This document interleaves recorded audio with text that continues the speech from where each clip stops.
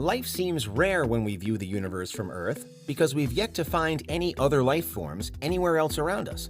But really, we only exist in a minuscule portion of the overall universe, and so the rest of it could still be teeming with alternate beings.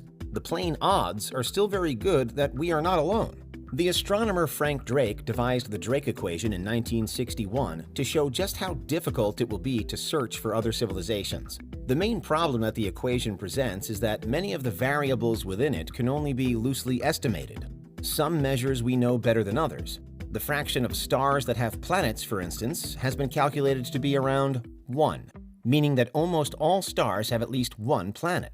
That's easy enough. But on the other hand, scientists have no or little clue about some of the equation's other variables, such as how many planets that are capable of producing life actually do.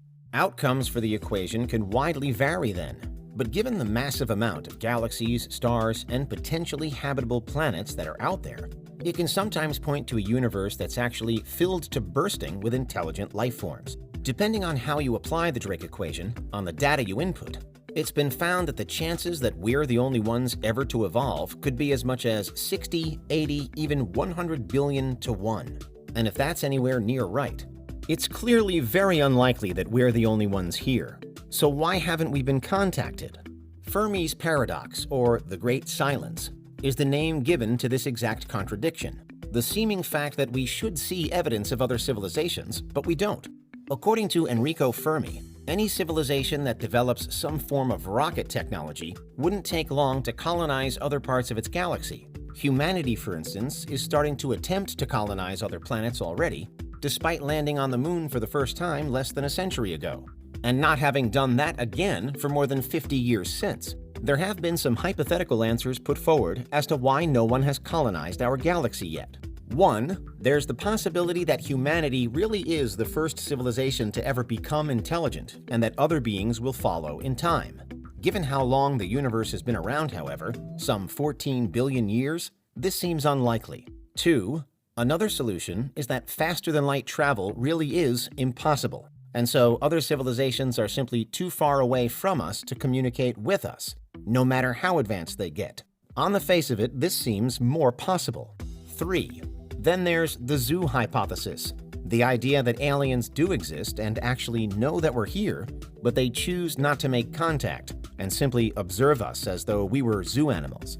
But lastly, 4, there's an argument that intelligent life has sprung up many times before, perhaps in much the same way that it has for us, but that it inevitably dies at a certain point that perhaps arrives quite quickly.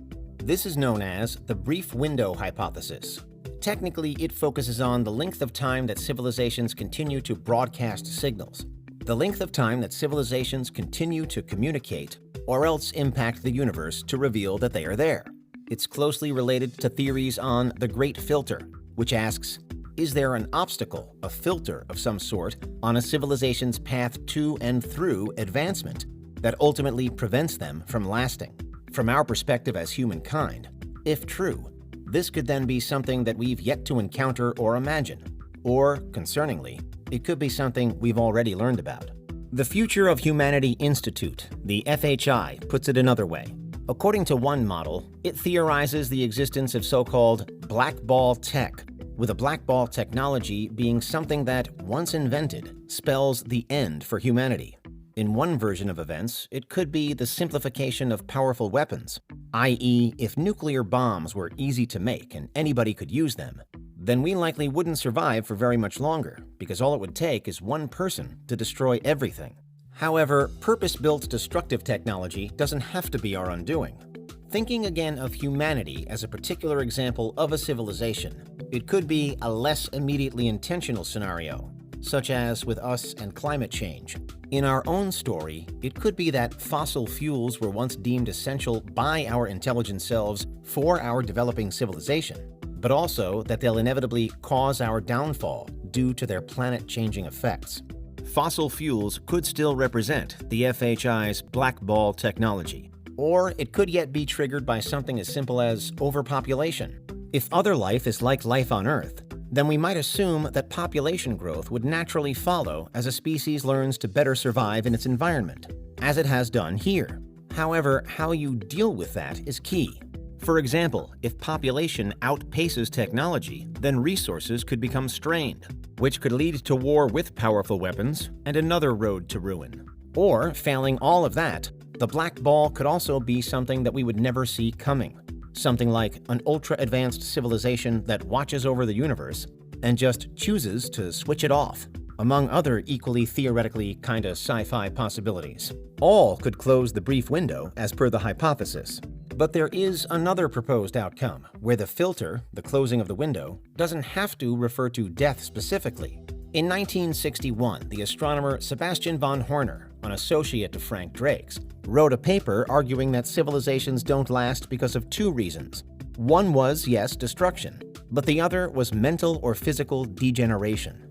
A civilization's ultimate failure is still the inevitable end result, no matter which path it takes. But here, one trigger for this is that intelligent species effectively grow too comfortable. For us, we might understand this to mean that the development of bigger and better machines in our civilization could lead to a time where human intervention is no longer needed, where humans no longer engage with life, the planet, with reality, and so we wither away or are forced into extinction as a result. Now's when modern minds typically consider the direction of artificial intelligence. If AI decision-making in general is more efficient and effective, then there's some argument that it would be foolish to continue to depend on our own, often flawed reasoning.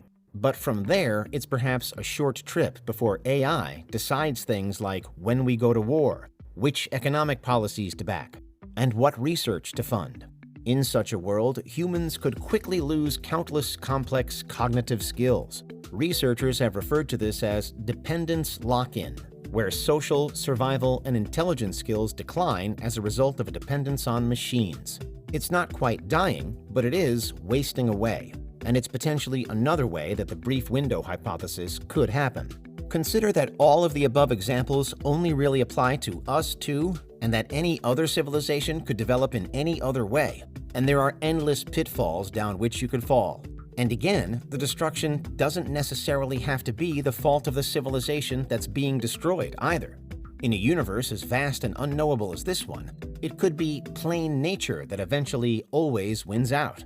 Random asteroid strikes, gamma ray bursts, and even rogue black holes all have the potential to end any and all civilizations, and quickly. It's a somewhat unsettling truth, but it's also something that any growing society anywhere in the cosmos would have to contend with. In discussing black ball technologies, the FHI's Nick Bostrom calls it the vulnerable world hypothesis, and perhaps it doesn't only apply to us, but actually to all possible advanced groups that could form. It's certainly one answer to the Fermi paradox and a key concept when wrestling with the Drake equation, because that's why advanced civilizations might only be intelligent for a short time.